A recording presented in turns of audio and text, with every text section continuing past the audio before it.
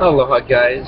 Let's throw out some ideas about being happy and really having control, because if you consider it, when feelings are good, it's because of the thoughts, the underlying thoughts behind them.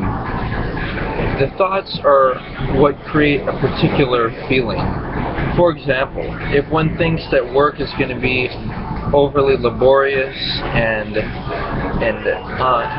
lacking in meaning, then they're not going to really enjoy it. But even if they don't like their boss or like the job they do and think that they can imbue some positive and harmonizing energy into their work and maybe do some light work and at least take responsibility for being friendly and not wait for others to be friendly first.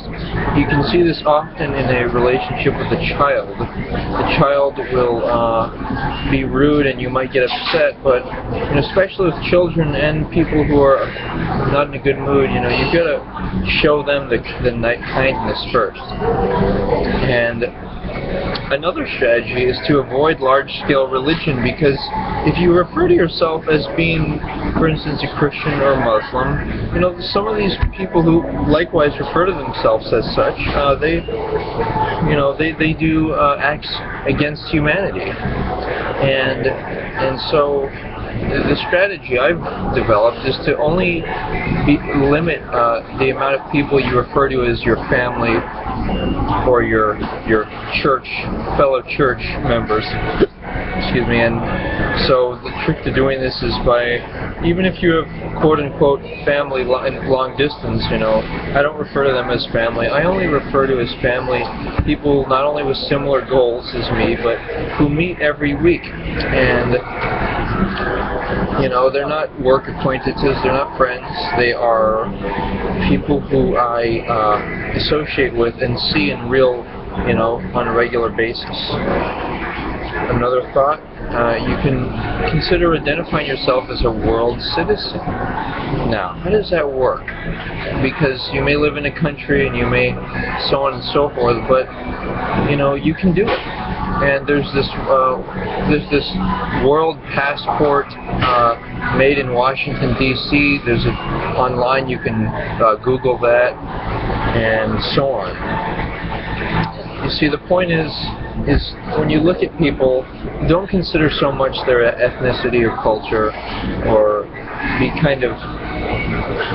think that because they're different, they're talking differently, that they're not worthy of acknowledgement. No, rather, recognize everyone. They're not recognize them, just look at them, glance, smile, and it's like saying, I see you. And there's no intention of trying to take or hoping that somebody will like you romantically or so that they will do business with you. No, it's pure, it's unadulterated. And in fact, there can be perhaps meeting groups where people can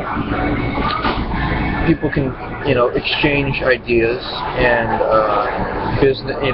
business groups get together, but ultimately it all boils down to this: we all live here on this world, and if you believe in reincarnation, you could reincarnate anywhere in any situation.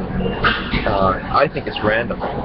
So rather than be afraid of this or feel a sense of fear or concern for people less positioned than yourself or fortunate, just think of ideas and actions and share them with the intent of helping others, and that fear will disappear. That goes in hand with the concept that with action one's nervousness can go away. But it also takes, as we know, suitable mantras. And if you've noticed something, doesn't it seem kind of odd that people recite mantras like people always read the Bible out loud or something? Well, think about it like this. These mantras serve a purpose. For instance, I am at peace. These are helping to program and condition your field, and they're going to help you determine who you attract. So it's not just being organized and being,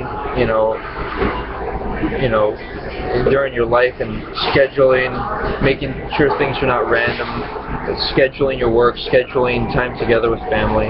But it's also something else. It's called creating, attracting certain things into your life, and you do that not just by words, but by emotions. So, in other words, if you stay in a good emotion, you can, help things to flow more enjoyably and effortlessly. Enjoy life together with your true mate or your fellow brother or sister, and I don't think it's a result of luck, but rather that you just happen to run into them with some type of divine intervention, but rather, you make a plan and you decide to associate with certain people. And let me see if there's anything else. Visualize an entire church meeting up. What type of people would you like to be around, and call your brother or sister? What else? We got basically what's going on is it's the thoughts, the thoughts that count. So what we can do is when you're feeling afraid, do what you'd expect another person to do for you. Simply say you're here to listen. Any feelings of fear, what is that thought is that associated with? Remind yourself you're pure light. Talk to yourself. Your destiny is to experience welcoming balance and great bedroom time with yourself, and eventually a special someone on the same path as you. I used to be impractical and try to dress lavishly and do things to impress others, but now I actually focus on my work and building family, and I do light work to try and balance it out. You see, I consider work, talking to people who are non-family, and other charitable acts that I do to be nice, but they really are work, and they're not play, and they're not family time. So I remember to distinguish these. And I don't have to be normal in comparison to others, just normal and truthful for me. And if I don't want to, I don't need to talk or see other people again. I don't have to try to change them to be more like me. I can tell them that they may be a nice person to work with, but I only make certain I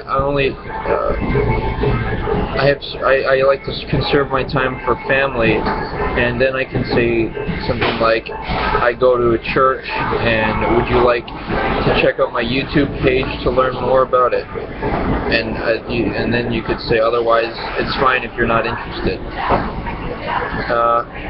Here's a mantra: I have an accurate and professional mind.